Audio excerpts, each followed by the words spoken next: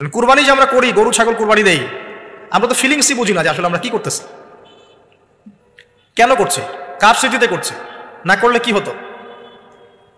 তো এটা নিয়ে তো এই যে একটু আগে এক ভাই বলে গেলেন যে এগুলো নিয়ে যে বিভিন্ন মহলে অনেক সমালোচনা, পশু কুরবানি, অমানবিক, এই সেই, এগুলো তো চিন্তারই জায়গা নাই, এগুলো চিন্তার তো জায়গাই নাই আমাদের কাছে। কারণ এখানে সবচেয়ে বড় কথা ছিল নিজের জীবন কুরবানি করা, নিজের জীবনটা কুরবানি করা। নিজের জীবন না আছে, আল্লাহ আমার কাছে একটা খাসি চেয়েছেন, একটা গরু চেয়েছেন, একটা বাহিমাতুল আনআম চেয়েছেন। এখানে তো আমার নিজের জীবনটাই দেওয়ার কথা ছিল, ওটা না নিয়ে আল্লাহ পাক বলেছেন যে বাহিমাতুল আনআম একটা দিলেই হবে, তোমার কাছে ওটার গোশতও চাই না, চামড়াও চাই না, কিছুই চাই না, তাকওয়াটুকু চাই, তাতেই এত কথা। এটা দামি বা কত? 10-15 হাজার, বা একটা গরু 50,000, 60,000, 1 লাখ টাকা।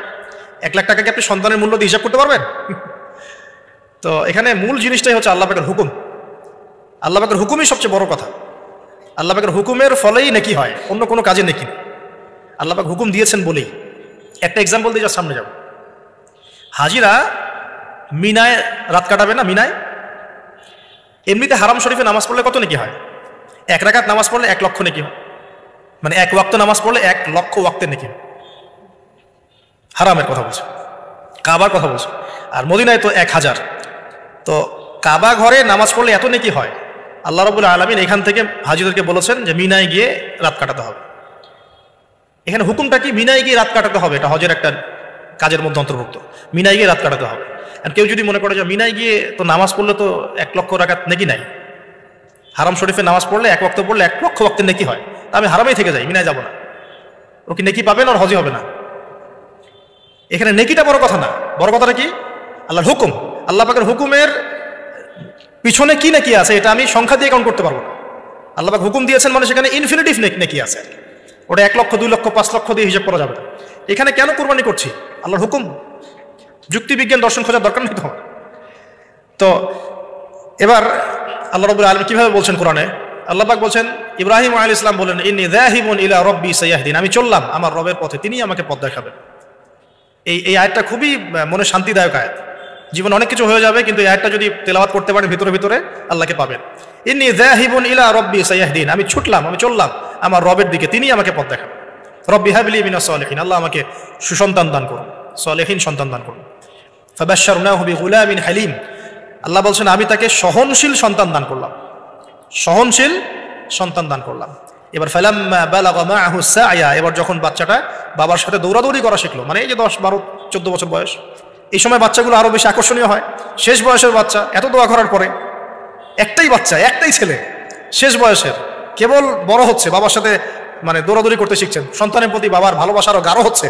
আল্লাহ পাক তখনই পরীক্ষা নিলেন, যাতে দেখতে চান আল্লাহ পাক আমার ভালোবাসা বেশি না তোমার সন্তানের প্রতি ভালোবাসা বেশি। সন্তানকে পেয়ে আবার আমাকে ভুলে যাওনি তো? সুবহানাল্লাহ, সুবহানাল্লাহ। এবার ফালাম্মা বালাগা মাআহু সা'য়া, যখন সন্তান ছোটাছুটি করা শুরু করলো, দৌড়াদৌড়ি করতে শিখলো, ক্বালা ইয়া বুনাই, ইব্রাহিম আলাইহিস সালাম বলছেন, হে আমার সন্তান, ইন্নী আরা ফিল মানামি আন্নী আযবাহুকা, আমি আমার স্বপ্নে দেখেছি আমি তোমাকে জবাই করছি। এই কথাটা কিন্তু তিনি গিয়েই তাকে বলেন নাই, তিনি সন্তানকে নিয়ে হাঁটছেন, কাবাগর থেকে প্রায় 8 কিলোমিটার দূরে চলে গেছেন, যেখানে কুরবানি করি মিনা প্রান্তরে, 8 কিলোমিটার দূরে চলে গেছে। সেখানে গিয়ে তিনি বলছেন যে বাবা আমি স্বপ্নে দেখেছি আমি তোমাকে জবাই করছি। আগে কিন্তু বলেন নাই যে আমি স্বপ্নে দেখেছি তোমাকে জবাই করছি, চলো আমার সাথে।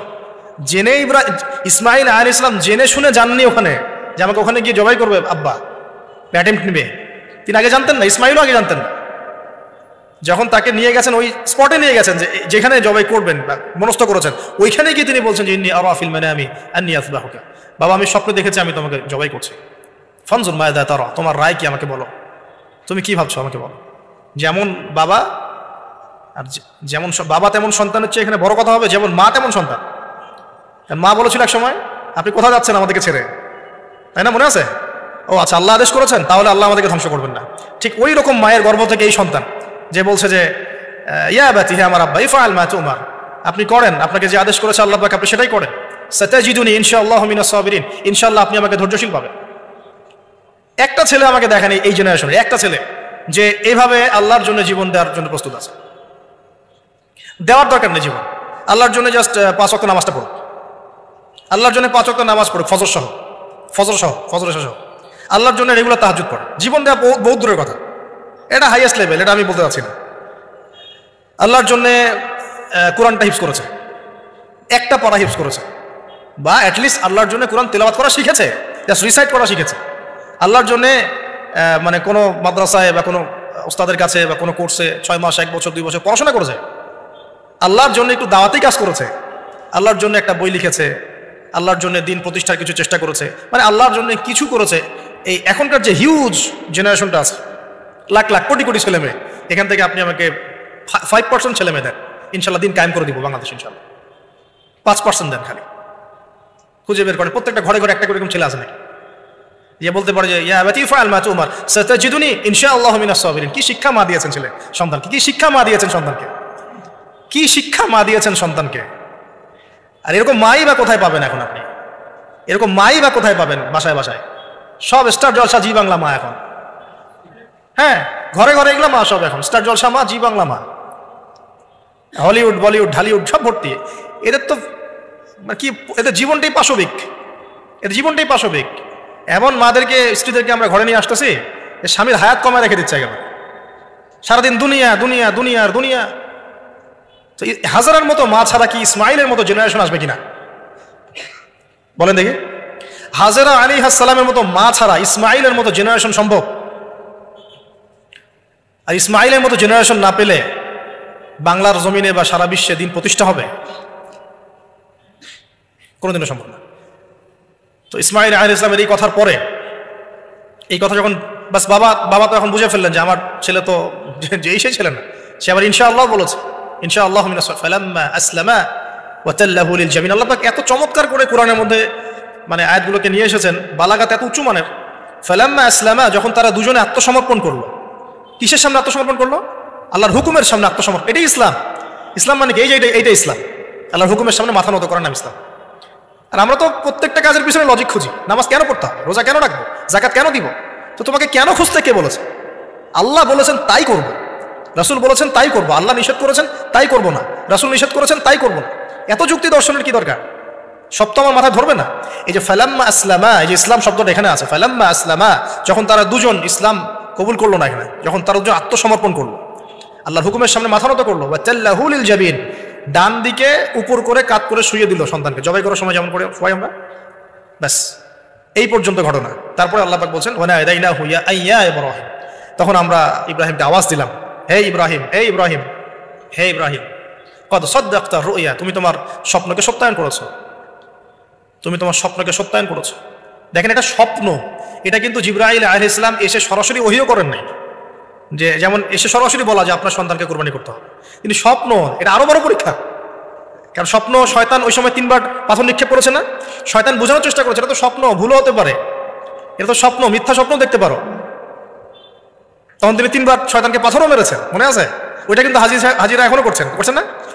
দেখেন আরো বড় পরীক্ষা, এখানে কিন্তু সরাসরি জিবরাইল আলাইহিস সালাম এসে বলেন না যেটা করেন, বরং স্বপ্নের মধ্য দিয়ে মেসেজ দেওয়া হচ্ছে। এখন তো আমরা অনেকে স্বপ্নের স্বপ্নের অস্তিত্ব অস্বীকার করি। স্বপ্ন সত্য হতে পারে অনেকেরই, অমুসলিমেরও স্বপ্ন সত্য হতে পারে। ইউসুফ আলাইহিস সালামের ওই 2 বন্দী মুসলিম ছিলেন না, যারা স্বপ্ন দেখেছিলেন যে আমার মাথা থেকে রুটি খেয়ে ফেলা হচ্ছে, আমি শরাব পান করেছি, তারা কিন্তু মুসলিম ছিলেন না। ওই রাজাও মুসলিম ছিল না, যে রাজা স্বপ্ন দেখেছে দুর্ভিক্ষ হবে। তো স্বপ্নের সত্যতা আছে, তবে সেটা সত্য স্বপ্ন একরকম, মিথ্যা অলিক স্বপ্ন আরেক রকম। আর নবীগণের স্বপ্ন কি হয়? ওয়াহি হয়। নবীগণের স্বপ্ন এক প্রকার, ওয়াহি হয়। এবার যখন পাশ ফিরিয়ে দিলেন, আল্লাহ পাক ডাকলেন, ফানাদাইনাহু ইয়া ইব্রাহিম কদ সাদ্দাকতা রুয়া, আপনি আপনার স্বপ্নকে সত্যায়ন করেছেন। কদ সাদ্দাকতা রুয়া, এটা ছিল আল্লাহর পক্ষ থেকে একটা বড় পরীক্ষা। ওয়া ফাদাইনাহু বিযিবহিন আযীম, এখানে আসছে এটা, ওয়া ফাদাইনাহু বিযিবহিন আযীম। এরপর আল্লাহ পাক সেখানে একটা মহান কুরবানি দিলেন, এই যে আমাদের কুরবানির সুন্নাত আসলে। ওয়া তারাকনাহু লিল আখিরিন, এবং পরবর্তীদের জন্য এই সুন্নতটাকে আমি রেখে দিলাম। সুবহানাল্লাহ, মানে কিয়ামত পর্যন্ত এখন এই সুন্নাত থাকবে ইনশাআল্লাহ। কদ সাদ্দাকতা রুয়া ইন্না কাযালিকা নাজজিল মুহসিনিন ইন্না হাযা লাহুয়াল বালাউল মুবিন। হ্যাঁ, وفديناه بذبح عظيم وتركناه للآخرين سلام على إبراهيم। এবার শেষে আসছে ইব্রাহিম আলাইহিস সালামের প্রতি শান্তি বর্ষিত, সালামুন আলা ইব্রাহিম। আমরা বলি সালামুন আলা ইব্রাহিম আলাইহিস সালাম। এবার পরীক্ষায় পাস, আল্লাহ রাব্বুল আলামিন সব পরীক্ষা যখন ইব্রাহিম আলাইহিস সালাম পাস করে গেলেন, তখন তাকে জাতির পিতা ঘোষণা করলেন। মনে আছে? ওয়াইদ ইবতালা ইব্রাহিমা রাব্বাহু বিকালিমাত যখন আল্লাহ রাব্বুল আলামিন ইব্রাহিমকে বহু মানে পরীক্ষা করলেন, অনেকগুলো পরীক্ষা করলেন, যখন ফালাম্মা আতাম্মাহুন্না, যখন তিনি পরীক্ষায় উত্তীর্ণ হয়ে গেলেন, তখন আল্লাহ পাক বলছেন ইন্নী জাইলুকা লিন-নাসি ইমামা, আমি তোমাকে পুরো মানব জাতির ইমাম বানিয়ে দিলাম। সুবহানাল্লাহ। এখান থেকেই আমরা বলছি যে তিনি হচ্ছেন পুরো মুসলিম উম্মার কি জাতির পিতা। এবার আসেন পরীক্ষা শেষ, পুরস্কার লাগবে। পুরস্কার কি? পুরস্কার হচ্ছে এখন ছেলে আর বাবা মিলে এখন কাবা ঘর বানাও। সুবহানাল্লাহ, কত বড় সম্মান! আল্লাহ পাকের ঘর নির্মাণ করো বাবা ছেলে মিলে, বাস ছেলে বাবা মিলে কাবা ঘর নির্মাণ করছে। দেখেন এই স্মৃতিটাও কত মধুর, ছেলে বাবা মিলে কাবা ঘর নির্মাণ করছে। দেখেন, হ্যাঁ, ওয়াতাহির বাইতি লিত-তাইফিনা ওয়াল আকিফিনা ওয়া রুকআইস সুজুদ, আমার এই ঘরটাকে কি করো, পবিত্র রাখো, তাওয়াফকারীর জন্য, ইতিকাফকারীর জন্য, নামাজ পড়বে যারা। এখনো সেটা চলছে, কিন্তু এখনো চলছে। এরপরে বানানো শেষ, তখন দুজনে দোয়া করছেন, দুটো দোয়া, রব্বানা তাকাব্বাল মিন্না ইন্নাকা আনতাস সামিউল আলিম। এটা আমরাও দোয়া করি, রব্বানা তাকাব্বাল মিন্না ইন্নাকা আনতাস সামিউল আলিম ওয়া তুব আলাইনা ইন্নাকা আনতাত তাওয়াবুর রহিম। এটা একটা দোয়া করেছেন। রব্বানা ওয়াবআথ ফীহিম রাসূলাম মিনহুম ইয়াতলু আলাইহিম আয়াতিকা ওয়া ইউআল্লিমুহুমুল কিতাবা ওয়াল হিকমা ওয়া ইউযাক্কিহিম ইন্নাকা আনতাল আজিজুল হাকীম। এই দুটো দোয়া তিনি করেছেন ওখানে। তো দোয়া শেষ, কাবা ঘর নির্মাণ করা শেষ। ইব্রাহিম আলাইহিস সালাম 200 বছর বেঁচে ছিলেন, বলা হয় তিনি 200 বছর বেঁচে ছিলেন। এরপরে তিনি যখন ফিরে গেছেন কেনানে, তখন গিয়ে শুনেছেন তার এই স্ত্রী সারা আলাইহিস সালামও গর্ভবতী হয়েছে, মাশাআল্লাহ। এবং তিনি অবাক হয়েছিলেন যে এই বয়সে গর্ভবতী কিভাবে। সূরা হিজরের মধ্যে ঘটনাটা আছে যে 2-3 জন ফেরেশতা এসেছেন বাসায় মানুষের রূপ ধরে। তাফসীরে দেখেছি তাদের নাম, একজন জিবরাইল, একজন মিকাইল, একজন ইসরাফিল আলাইহিস সালাম। তিনজন এসেছেন মানুষের রূপ ধরে। এবং ইব্রাহিম আলাইহিস সালাম বাছুর ভুনা করে দিয়েছেন খেতে। ইব্রাহিম আলাইহিস সালামকে কিন্তু এই জন্য বলা হয় মেহমানদের পিতা, মেহমানদেরও পিতা বলা হয়। খুবই মেহমানদারি করতেন তিনি, খুব বেশি মেহমানদারি করতেন। আরবে এই ট্রেডিশনটা এখনো আছে, মেহমানদারি করার ট্রেডিশনটা এখনো আছে। তো তারা হাত বাড়িয়ে খাচ্ছে না, এটা দেখে তিনি ভয় পেলেন। তখন তিনি বললেন যে ভয় পাওয়ার কোনো কারণ নাই। তারা বললেন ভয় পাওয়ার কোনো কারণ নাই, আমরা এসেছি লুতের কওমের কাছে, ওই কওমের উপরে আযাব অবধারিত হয়ে গেছে এবং আমরা এখানে সেখানে আল্লাহর গজব ফেলব। তো এরপরে কি হলো ওটা তো আপনারা জানেন। এখানে সুসংবাদ দিয়েছিলেন যে আপনার স্ত্রী সারা তিনি সন্তান জন্ম দিবেন ইনশাআল্লাহ। তো সারা আলাইহিস সালাম তিনি অবাক হয়েছেন যে এই বয়সে কিভাবে।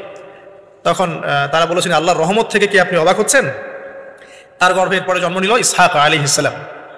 ইসহাক আলাইহিস সালামের পরে আসছে ইয়াকুব আলাইহিস সালাম। তারপরে ইয়াকুব আলাইহিস সালামের আরেকটা নাম হচ্ছে ইসরাইল, তার নামে পুরো কওমের নাম বনু ইসরাইল। তারপরে ইউসুফ, ইউনুস, এই যেভাবে ট্রেন চলতে থাকে। বলা হয় যে 1,24,000 নবী রসুলের মধ্যে, বলা হয় 1,24,000 নবী রসুলের মধ্যে বেশিরভাগ নবী এই বংশে এসেছেন। তাহলে দেখেন, যে নারীর সন্তান হচ্ছিল না দীর্ঘদিন ধরে, সেই নারী হয়ে গেলেন নবীগণের মা। সেই নারী হয়ে গেলেন কি? আল্লাহ পাকের রহমত। তাহলে তাদের পরিবারে কত পরীক্ষা, কত ট্র্যাজেডি, কত রহমত, কত আল্লাহ পাকের মারেফত, অলৌকিকতা। তো এই সব কিছু মিলিয়ে হচ্ছে আমাদের এই যে আপনার জিলহজের 10 দিন, কুরবানি, আমাদের হজ, আমাদের ওমরা, আমাদের তাওয়াফ, আমাদের সাই, আমাদের কুরবানি, যে আমাদের পাথর নিক্ষেপ করা, এই পুরো বিষয়গুলো ইব্রাহিম আলাইহিস সালামের এই মহান জীবনের সাথে সম্পৃক্ত আছে। তো আমরা এই জীবন থেকে যে শিক্ষাগুলো পাইলাম, এই শিক্ষাগুলোর পয়েন্টসগুলো একটু খালি খেয়াল করি। 1 নম্বর, ইব্রাহিম আলাইহিস সালামের জীবন থেকে শিক্ষা পেলাম আত্মসমর্পণের। 1 নম্বর শিক্ষা কি ভাই?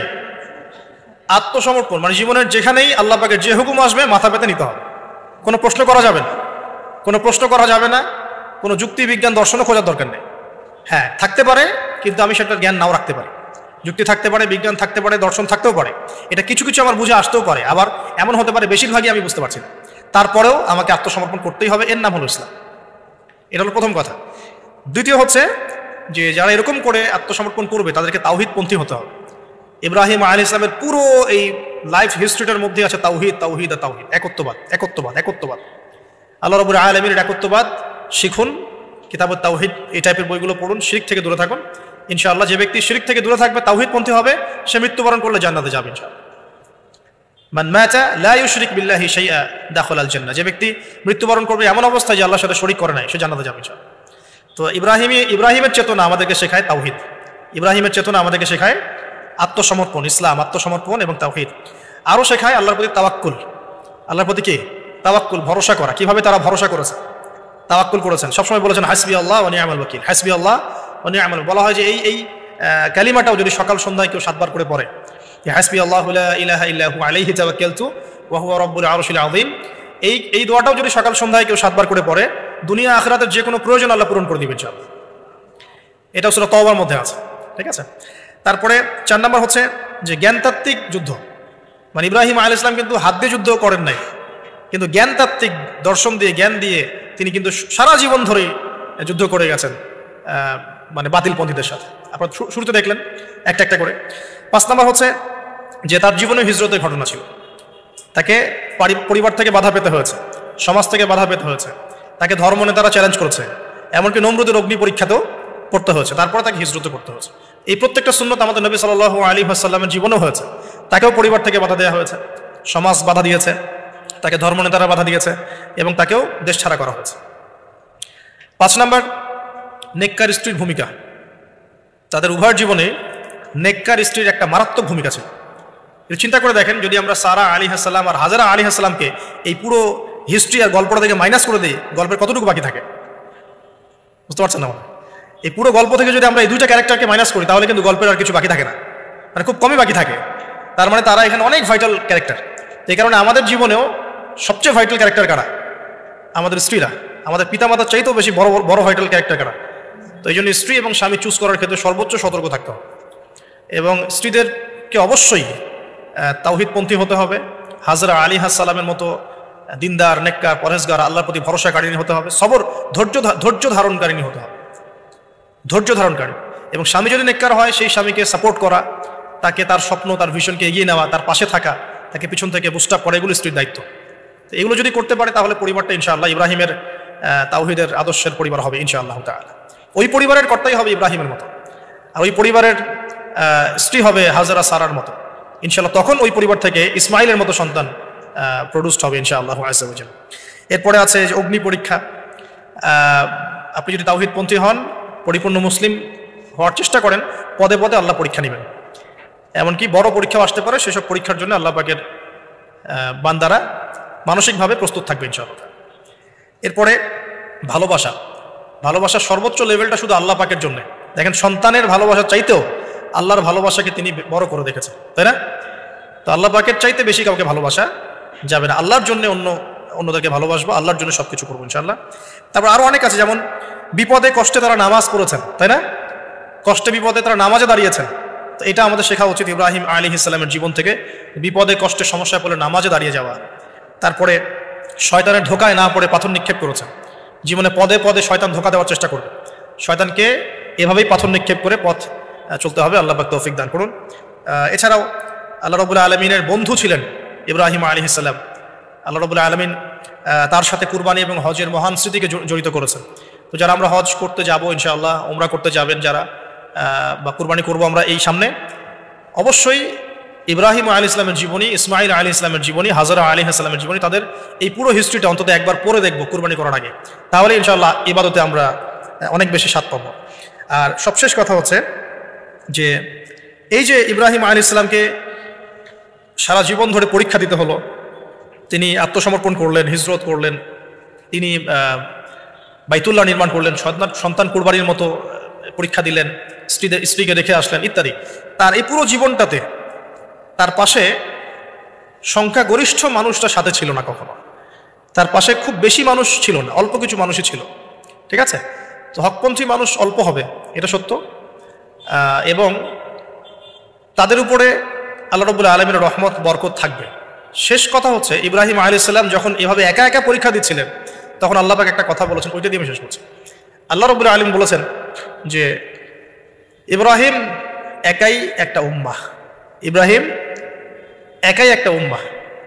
তো যদি আপনি একাই হকপন্থী হন, আল্লাহ পাকের কাছে আপনি পুরো একটা উম্মার সমান গুরুত্ব রাখবেন ইনশাআল্লাহ তাআলা। তো আল্লাহ পাক আমাদের সবাইকে তাওহীদ শেখার তৌফিক দান করুন এবং পরিপূর্ণ ইসলাম পালন করার তৌফিক দান করুন। ইব্রাহিম আলাইহিস সালামকে কি বলা হয়? খলিলুল্লাহ, আল্লাহর খলিল। ওই নামটা কিন্তু এখনো এখানে আছে। এখানে হিজরত করা হয়। তারপরে এখানে থাকতে লাগলেন তার স্ত্রী সারা আলাইহিস সালাম। এক সময় ওই এলাকায় একটু দুর্ভিক্ষ দেখা দিল, তখন তারা মিশরের দিকে যাচ্ছিলেন খাবারের সন্ধানে। যাওয়ার সময় সেখানে একটা রাজা ছিল, রাজাটা লম্পট টাইপের। লম্পট রাজা বোঝেন কিনা? যারা নারীর নেশা খুব আর কি, যে মেয়েকেই দেখে তাকে তুলে নিয়ে যায়। এগুলো নতুন পাপ না, ইতিহাসে যেগুলো দেখতে এখন যেগুলো হচ্ছে এগুলো হিস্ট্রিতে ছিল, আগেও ছিল। কোরআনে এগুলো সবগুলোকে কেন ব্যাখ্যা করা হয়েছে? কারণ শেষ জামানায় শেষ নবীর উম্মতে এগুলো সবই হবে।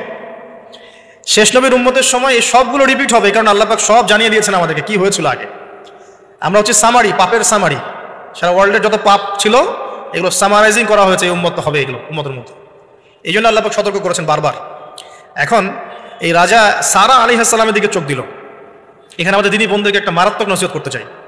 এটা আমি পড়ছিলাম যখন গত 3 দিন থেকে, আমি 2 বার এখানে পড়তে পড়তে থেমে গেছে। সারা আলাইহিস সালামকে যখন কিডন্যাপ করা হয়েছে তখন 2টো কাজ হয়েছে এখানে। এক, ইব্রাহিম আলাইহিস সালাম সাথে সাথেই তিনি নামাজে দাঁড়িয়ে গেছেন। ইব্রাহিম আলাইহিস সালাম কি করেছেন? নামাজে দাঁড়িয়ে গেছেন। আর সারা আলাইহিস সালামের দিকে যখন হাত বাড়াচ্ছে এই আপনার লম্পট বাচ্চা, সারা আলাইহিস সালাম সময় চেয়েছেন যে আমি নামাজ পড়বো, আমাকে নামাজ পড়ার ব্যবস্থা করে দেওয়া হোক। সারা আলাইহিস সালাম অজু করে এসেছেন, অজু করে নামাজে দাঁড়িয়েছেন। দাঁড়িয়ে 2 রাকাত নামাজ পড়ে আল্লাহর কাছে দোয়া করেছেন, আল্লাহুম্মা ইন কুনতা তা'লাম, হে আল্লাহ আপনি যদি জানেন, আল্লাহুম্মা ইন কুনতা তা'লাম, হে আল্লাহ আপনি যদি জানেন যে ইন্নী ক্বাদ আহসানতু ফারজি ইল্লা যাওজি, আমি আমার লজ্জাস্থানকে হেফাজত করে রেখেছিলাম, সতীত্বকে কখনো নষ্ট করিনি, শুধু আমার স্বামীর হক আমি স্বামীকে দিয়েছি। মানে আমি আমার স্বামী ছাড়া অন্য কারো কাছে আমার সতীত্ব নষ্ট করি নাই। যদি আপনি এটা জেনে থাকেন, আল্লাহ ফানসুরনি, আল্লাহ আপনি আমাকে সাহায্য করেন, ওয়ালা তুসমিত আলাইয়া হাযাল কাফির, আমার উপরে এই কাফেরকে আপনি বিজয়ী করেন না। এই দোয়াটা দিনী বোনরা মুখস্থ করে রাখতে পারেন, কারণ অনেকেই চলতে ফিরতে উঠতে বসতে অনেক রকম হ্যারাসমেন্টের শিকার হন। যদি আপনি সতীত্ব রক্ষা করে চলতে পারেন তখন আল্লাহর কাছে দোয়া করবেন, আল্লাহ আপনি যদি জেনে থাকেন আমি আমার সতীত্ব রক্ষা করেছি, আমি অনেস্ট, আমি আমার সতীত্ব রক্ষা করেছি, কারো সামনে আমি আমার সতীত্ব নষ্ট করি নাই, আল্লাহ আপনি এই জালেমের এগেনস্টে, এই কাফের এগেনস্টে, এই ফাসেকের এগেনস্টে আমাকে সাহায্য করেন। এই দোয়া করার সাথে সাথেই এই বাচ্চার হাতটা অবশ হয়ে গেছে, হাত আর আগাচ্ছে না, হাত প্যারালাইজ হয়ে গেছে, পড়ে গেল। তখন আবার তিনি দোয়া করছেন সারা আলাইহিস সালাম, আল্লাহ এখন যদি সে মারা যায় তাহলে মানুষ মনে করবে আমি মেরে ফেলছি। তখন আল্লাহ পাক তাকে ছেড়ে দিলেন, ভালো হয়ে উঠলো। আবার ওই যে বললাম পশুর স্বভাব তো কখনো ঠিক হয় না, আবার হাত দেওয়া শুরু করলো, চেষ্টা করলো, আবার অবশ হয়ে গেল। এভাবে 3-4 বার চেষ্টা করেছে। এরপরে যখন পারছে না তখন সে বলছে যে আমার সামনে কোন শয়তানকে তোমরা নিয়ে আসছো, সে তার ভাষায় বলছে, আমার সামনে কোন শয়তানকে হাজির করছো, একে নিয়ে যাও আমার সামনে থেকে। তো ছেড়ে দিল। তারপরে সাথে হাজারা আলাইহিস সালামকেও মানে হাদিয়া হিসেবে দিয়ে দিয়েছে, একে নিয়ে যাও। এবার হাজারা আলাইহিস সালাম, সারা আলাইহিস সালাম, ইব্রাহিম আলাইহিস সালাম কেনানে চলে আসলেন। এখন সারা আলাইহিস সালাম তো ভাবছেন তিনি বন্ধা, তিনি ভাবছেন যে আমার সন্তান হচ্ছে না। তখন ইব্রাহিম আলাইহিস সালামের বয়স প্রায় 86 বছর। কত বছর? আর সারা আলাইহিস সালামের বয়স প্রায় 70। তো 70 বছর হয়ে গেছে একটা মহিলার, মনে করেন বাচ্চা কাচ্চা হয়নি, তাহলে তো তার মনে হবে যে আমার মনে হয় বাচ্চা কাচ্চা হবে না, স্বামীর তো বংশ বাড়ছে না, তো বংশ রক্ষার স্বার্থে আমি তাকে একটা বিয়ে দেওয়ার চেষ্টা করছি। তখন হাজারা আলাইহিস সালামের সাথে তার বিয়ে দেওয়া। এই হলো সেকেন্ড ওয়াইফ। এখনকার পশ্চিমা সভ্যতা অবশ্য আমাদেরকে শেখায় যে একজন নোবেল মানুষ আর কি, মানে এই Nobel man can not marry মানে টুয়াইস থার্ড, এটা শিখায় যে একজন ভালো মানুষ একাধিক বিয়ে করতে পারে না। এটা নোবেল মানে ইয়ারা পশ্চিমারা শিখায়। কিন্তু ওরা আবার এটা শেখানোর সাথে সাথে তাদের সোসাইটির মধ্যে একজন মানুষ 10টা-20টা মেয়ের সাথে জেনার চর্চা ঠিকই করে, এটা আবার ওখানে অ্যাভেলেবল। তো নবীগণের সুন্নাহ, এটা কাদের সুন্নাহ? নবীগণের সুন্নাহ। কারণ নবীগণ এগুলো ম্যানেজ করতে পারতেন, মেনটেন করতে পারতেন, তাদেরকে আল্লাহ পাক ফিজিক্যাল, মেন্টাল সব ধরনের অ্যাবিলিটি দিয়েছিলেন। এবার বিয়ে হয়ে গেল, কিসের উদ্দেশ্যে দেওয়া হয়েছে? সন্তান। এবার 86 বছর বয়সে আল্লাহ রাব্বুল আলামিন ইব্রাহিম আলাইহিস সালামকে সন্তান দান করলেন। সুবহানাল্লাহ। এই সন্তানের নাম কি? ইসমাঈল আলাইহিস সালাম। সন্তান জন্ম হয়ে গেল, পরীক্ষাও। ইব্রাহিম আলাইহিস সালামের জীবন তো পুরোটাই পরীক্ষা। বাবার থেকে বিচ্ছিন্নতা পরীক্ষা, আগুনের পরীক্ষা, সমাজ থেকে বিচ্ছিন্নতা পরীক্ষা, আবার এই যে এখন পরীক্ষা, আরো বড় বড় পরীক্ষা শুরু হচ্ছে। কি পরীক্ষা? এবার বলছেন স্ত্রী এবং সন্তানকে রেখে আসো মক্কায়। খুব খেয়াল করে দেখেন এই জায়গা থেকে, ইব্রাহিম আলাইহিস সালাম তার বিশ্বাস ছিল যে মক্কাতে আল্লাহ রাব্বুল আলামিন আমার স্ত্রী এবং সন্তানকে কিন্তু মেরে ফেলবেন না ইনশাআল্লাহ। কিন্তু তিনি তো মানুষ, তিনি বুঝতে পারছেন জনমানব শূন্য একটা জায়গায় আমার স্ত্রী সন্তান কিভাবে থাকবে। একটু পানি নিলেন, খেজুর নিলেন, রেখে আসছেন। যখন রেখে আসছেন ওই সময়টার কথা হাদিসের মধ্যে আসছে যে তিনি মানে রেখে চলে আসছেন, পিছন দিকে হাঁটা শুরু করেছেন, তার স্ত্রী দৌড়ে আসছেন বারবার। চিন্তা করেন একটু, মানে আবেগ দিয়ে ভাবেন জিনিসটাকে। আইনা তাযহাবু ইয়া ইব্রাহিম, কোথায় যাচ্ছেন আপনি? স্ত্রীকে তখনও বলা হয়নি যে তোমাদেরকে রেখে চলে যাবো এখান থেকে। স্ত্রীকে তখনও কিন্তু বলা হয় নাই যে তোমাকে রেখে চলে যাবো এখানে, তোমার সন্তানের এই যে দুধের বাচ্চা রেখে চলে যাবো, তখনও কিন্তু তারা জানেন না। জিজ্ঞাসা করছেন আইনা তাযহাবু ইয়া ইব্রাহিম, কোথায় যাচ্ছেন ইব্রাহিম, কোথায় যাচ্ছেন ইব্রাহিম? বুকের মধ্যে পাথর বাঁধা, তখন বুকের মধ্যে তখন ইব্রাহিম আলাইহিস সালাম কি পাথর বাঁধা। এটা পুরুষ, এই ফিলিংসগুলো পুরুষরা বুঝবে, মেয়েরা বুঝবে না। এই বুকে বুকে পাথর বেঁধে হাসি মুখে থাকার যে অনুভূতি, এটা পুরুষরা বুঝবে, মেয়েরা বুঝবে না, তাই না ব্যাপারটা? তো ইব্রাহিম আলাইহিস সালামের বুকে তখন পাথর বাঁধে, তিনি কথাই বলতে পারতেছেন, তখন তিনি বললেন যে আপনি কি আল্লাহর হুকুমে রেখে যাচ্ছেন আমাদেরকে এখানে? তখন ইব্রাহিম শুধু মাথা নাড়লেন, মুখ দিয়ে হ্যাঁও বলেন নাই, মাথা নাড়ছেন খালি। তখন মাশাআল্লাহ এই যে ইসমাইলের মা আলাইহিস সালাম তিনি বলছেন যে তাহলে আল্লাহ পাক, তাহলে আল্লাহ রাব্বুল আলামিন, আর যদি আপনি আল্লাহর হুকুমেই আমাদেরকে রেখে গিয়ে থাকেন, তাহলে আল্লাহ পাক আমাদেরকে কোশ্চিন কালেও ধ্বংস করবেন না। এমন মহান তাওয়াক্কুলকে দেখালেন স্ত্রী হাজারা আলাইহিস সালাম। এবার আসেন, উনিও কিন্তু দেখতে পাচ্ছেন যে আশপাশে কোনো মানুষই নাই, জনমানব শূন্য জায়গা, পানি নাই, খাবার নেই, কিছুই নাই। এবার ইব্রাহিম যখন চলে আসলেন একটা পাহাড়ের আড়ালে গিয়ে দাঁড়ালেন কিছু দূরে এসে, তখন হাত তুলে আল্লাহর কাছে দোয়া করা শুরু করলেন। রব্বি, সূরা ইব্রাহিমের মধ্যে আসছে, রব্বি ইন্নী আসকানতু মিন যুররিয়াতি বিওয়াদিন গায়রি যি যার'ইন ইনদা বাইতিকাল মুহাররম রব্বানা লিয়ুকিমুস সালাহ ফাজআল আফইদাতাম মিনান নাসি তাহওয়ি ইলাইহিম ওয়ারযুকহুম মিনাস সামারাতি লাআল্লাহুম ইয়াশকুরুন। সুবহানাল্লাহ, তিনি দোয়া করছেন, আল্লাহ আমি আমার স্ত্রী এবং আমার সন্তানকে জনমানবহীন পিরান একটা জায়গায় তোমার ঘরের কাছে রেখে আসলাম। আল্লাহ এই কারণে যাতে করে তারা নামাজ কায়েম করে। কি করে? আল্লাহ তুমি মানুষের মনগুলোকে তাদের দিকে ঘুরিয়ে দিও এবং তাদেরকে ফল ফলাদি দিয়ে রিজিক দিও, যাতে করে তারা তোমার শুকরিয়া আদায় করতে পারে। এখনো দেখেন ওই জায়গায় নামাজ ঠিকই কায়েম হচ্ছে, ওই জায়গায় কিন্তু নামাজ পড়েও যেমন শান্তি, নামাজের আসল রুহানিয়াত ওখানে বোঝা যায়। 24 ঘন্টা ওখানে নামাজ তাওয়াফ সাই চলতেই আছে, 1 মিনিটের জন্য বন্ধ হচ্ছে না। তারপরে মানুষের মন অটোমেটিক ওখানে ঘোরানো থাকে, সবাই চায় জীবনে অন্তত একটাবার হজ করতে, একটাবার আল্লাহর ঘর দেখতে। আর পৃথিবীর এমন কোনো ফল পাবেন না সেখানে নাই, অথচ ওখানে কিন্তু খুব কৃষিভিত্তিক কিছু চাষ হয় না, খুব একটা চাষ হয় না। তো ইব্রাহিম আলাইহিস সালামের দোয়ার বরকত দেখেন, কি বরকত! ব্যাস আল্লাহ রাব্বুল আলামিন কবুল করলেন। এবার এই যে খাবার পানি যখন ফুরিয়ে আসলো, তখন এই যে মা হাজরা আলাইহিস সালাম ছোটাছুটি শুরু করলেন সাফা আর মারওয়ায়, সাফা মারওয়ায়। একবার সাফার উপরে ওঠেন, একবার মারওয়া। এখনকার সাফা মারওয়া না, এখন মোজাইক দিয়ে টাইলস করে দেওয়া সাফা মারওয়া না, যেটা আমরা সাই করি, এই সাই সেই সাই না। ওইটা তখন ছিল একদম রুক্ষ একটা জায়গা, জীর্ণ শীর্ণ একদম ভূমি ছিল। আর এখন তো কয়েক তালা হয়েছে, এটা যারা ওমরা হজ করেছেন বা হজ করেছেন তারা জানেন। তো এরকম বিরান জায়গা সাফা মারওয়া, একজন মহিলা, একজন নারী, তার কি জাজবা, সে এই শক্তি কোথায় পাচ্ছে? সেই শক্তি পাচ্ছে কোথায়? সেই তাওয়াক্কুল কোথায় পাচ্ছে? কোন আশা নিয়ে সে ছুটছে আর কি? আর আমরা কোন আশা নিয়ে দুনিয়ার পথে ছুটছি আর কি? পানি, বাচ্চা এদিকে কান্নাকাটি করছে, কান্নাকাটি করছে, চিৎকার করছে, সে দৌড়াচ্ছে, একবার সাফা একবার মারওয়া, একবার সাফা একবার মারওয়া। আমরা যখন হজ করতে যাই, ওমরা করতে যাই, কখন এই ফিলিংসই আসে না আমাদের মধ্যে। ওইখানে গিয়ে সেলফি উঠানো শুরু করে মানুষ। আমরা গিয়েছিলাম, অবাক হয়ে যায়, ওখানে সেলফি উঠে মানুষ বসে বসে। সাফা মারওয়া সাইর কোনো ফিলিংসই নাই, এটা হাজরা আলাইহিস সালামের স্মৃতি। আল্লাহ পাকের কাছে এই দৌড়াদৌড়ি এতই ভালো লেগেছে, আল্লাহ পাক কিয়ামত পর্যন্ত রেখে দিয়েছেন। সুবহানাল্লাহ, একজন নারীর সম্মানে, এই সন্তান মায়ের বাঁধন, সুবহানাল্লাহ, এগুলা আসলে বলে বোঝানো যায় না ফিলিংসগুলা। এই 7 বার সাইর মধ্যেই আল্লাহ রাব্বুল আলামিনের এই যে হুকুম চলে আসলো। দেখেন যে ইসমাইলের পায়ের কাছ থেকে পানির ফোয়ারা বের হচ্ছে। এই পানির ফোয়ারা বের করে দিয়ে গেলেন কে? জিবরাইল আলাইহিস সালাম। আর তিনি বলে গেলেন যে তোমরা কষ্ট নিও না, এখানে আল্লাহর ঘর হবে, এই ছেলে আর তার বাবা মিলে ঘর নির্মাণ করবে। এবার তিনি এই যে পানি জমজম কূপ তৈরি হয়ে গেল, পানি হলো, পানি দেখে পাখি আসলো। কি আসলো প্রথমে? পাখি কিন্তু পানি খোঁজে। এরপরে ওখানে ওই পাখিকে দেখে একদল মানুষ আসলো আর কি। এই মানুষগুলো ইয়েমেন থেকে আসে, কোত্থেকে? এবং এই গোত্রই পরবর্তীতে আরবে বিস্তার লাভ করেছে। এই গোত্রের মেয়ের সাথে ইসমাইল আলাইহিস সালামের বিয়ে হয়েছে। পরবর্তীতে এই গোত্রের হাত ধরে কুরাইশ বংশ হয়েছে, এবং এই কুরাইশ বংশে আমাদের শেষ নবী মুহাম্মদ সাল্লাল্লাহু আলাইহি ওয়াসাল্লামের জন্ম হয়েছে। বুঝতে পারলেন? এই হলো ইতিহাস। তো তারা পানি চেয়েছিল, তো হাজরা আলাইহিস সালাম বলেছিলেন যে পানি দিতে পারে এক শর্তে, এখানে বসতি স্থাপন করতে হবে। তো ওরা তো আরো ভালো, বসতি স্থাপন করবো, পানিও পাবো, সব তো আরো ভালো হলো। এখানে ইসমাইল আলাইহিস সালাম বড় হন, পরবর্তীতে এখানকারই এক মেয়েকে তিনি বিয়ে করেন, নারীকে বিয়ে করেন। তার বংশতে আসে মুহাম্মদ, তার বংশতে আস্তে আস্তে যে কুরাইশ, বনু হাশিম, বনু মাখজুম, এগুলো হতে হতে হতে মুহাম্মদ সাল্লাল্লাহু আলাইহি ওয়াসাল্লাম কুরাইশ বংশে জন্ম নেন। তাহলে আমাদের নবীর পিতা কে বলেন? ইসমাইল। কে? ইসমাইল আলাইহিস সালামকে বলা হয় আরব জাতির পিতা, আলাদা করে আরব জাতির পিতা।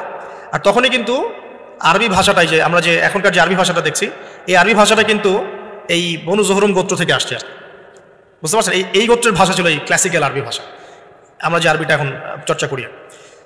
তো এবার ইসমাইল আলাইহিস সালামের বয়স যখন এবার আবার একটু বড় হলো, বেশি হলো, 10 থেকে 13 বছর, তখন আরেকটা পরীক্ষা। এর মাঝে মাঝে বাবা আসেন, দেখেন যান। এখন শেষ বয়সে যারা সন্তান পেয়েছেন তারা এই জিনিসগুলো বুঝেন। আমরা যারা বিয়ে শাদী করি নাই, সন্তান হয় নাই, আমরা আসলে এগুলো পড়ি, বুঝতে পারি। কারো যদি সন্তান মারা গিয়ে থাকে, তাকে দাফন করে থাকেন, তারা এই ফিলিংসগুলো বোঝেন, বুঝবেন। কিন্তু যারা সন্তানের বাবা হই নাই, আমরা মানে আনম্যারিড অ্যাডাল্ট হই নাই, আমরা এগুলো বুঝি না, আমরা এগুলো পড়ি, আমরা এগুলো রিডিং করতে পারি।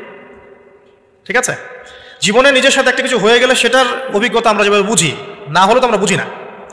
এখন শেষ বয়সে সারা জীবন দোয়া করার পরে শেষ বয়সে গিয়ে আল্লাহ পাক একটা বাচ্চা দিলেন, ইসমাইল আলাইহিস সালাম, তাকে আবার রেখে আসতে বললেন দূরে। এই বাচ্চা আবার একটু বড় হয়েছে, মাঝে মাঝে দেখা হয়, যাওয়া আসা হয়। এই বাচ্চার বয়স হচ্ছে এখন 10 থেকে 13 বছর। আল্লাহ পাক বলছেন একে জবাহ করতে হবে, কুরবানি করতে হবে। তো ইব্রাহিমের জীবনের পরীক্ষাগুলো দেখেন। এবার এই স্মৃতি তো সামনে আসছে আমাদের। এই যে আমরা সাইয়ের কথা বললাম, এটা আমাদের হাজিদের স্মৃতি। এখন এই কাজ করবেন তারা সামনে। আমরা যে কাবা ঘরের কথা বলছি, এখন তারা সেখানে আছে। আমরা এখানে নামাজের কথা বলছি, তারা সেখানে নামাজ পড়ছেন। এই জিনিসগুলো না জেনে, না পড়ে, না বুঝে হজমরা করতে গেলে স্বাদ পাবেন না, তো টেস্টটা পাবেন না। এখানে বয়স হলো 13 বছর, 15 বছর, কুরবানি করতে বলছে।